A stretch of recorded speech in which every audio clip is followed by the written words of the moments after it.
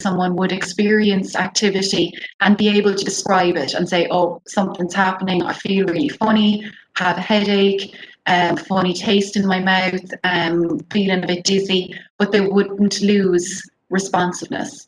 In focal impaired or focal unaware seizures, there's activity with changes in awareness. So by that we mean the person might seem more confused, might not be able to answer questions, would maybe, if they did speak, might have jumbled up or confused answers. They might have altered behaviours, emotions, some physical movement sometimes. It could be biting the lip, that kind of thing, little twitch, nod of the head, things like that. So they're just some examples. There's lots of different presentations of focal seizures. In some cases, for people who may have focal activity and focal seizures, it can move across the brain, the pattern and the activity can spread and become a generalized seizure. And generalized is where the whole brain is now affected by the seizure activity, and you would tend to get a loss of consciousness with those particular types of seizures. Not always, but mostly. And they refer to that as focal to bilateral tonic-clonic or secondary generalized activity. So that's a bit of a mouthful, but just to try and explain to you, it's by no means a given that someone having focal seizures is going to go on to have generalized. That's not the case, but for some people that is. When we're looking at generalized seizures, then there's 5 common types of classified seizure, but there are others as well that, not everyone fits neatly into a particular classified seizure, so that's the unclassified activity.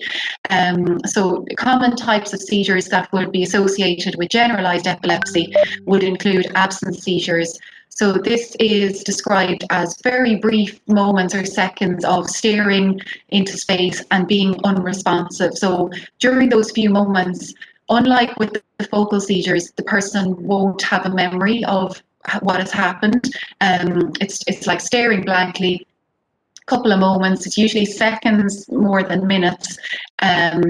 Wouldn't tend to be a first aid emergency, and the person will come out of it and recover immediately. For a typical absence seizure, and sometimes you might get a little nod of the head or a little blink or whatever with it. So the next couple of seizures that come under this category, like they're referred to kind of with an association to physical movement. So like myoclonic refers to brief jerking movements, and that would typically be of the upper body, one arm or the other. So just to describe what that might look like, someone might have a sudden jerk of the arm, like if I here holding my pen, the jerk of my pen goes out of my hand. Very brief, very quick, usually so quick that there tends not to be a loss of consciousness with this one. Could also include a sudden jerk of the neck or the head forwards or backwards or whatever it would be. I'm going to skip tonic-clonic just for a second. Over to the second last one here, the tonic. Tonic refers to stiffening, so stiffening of some or all of the body, usually very sudden onset, and because it's so sudden it can cause a fall.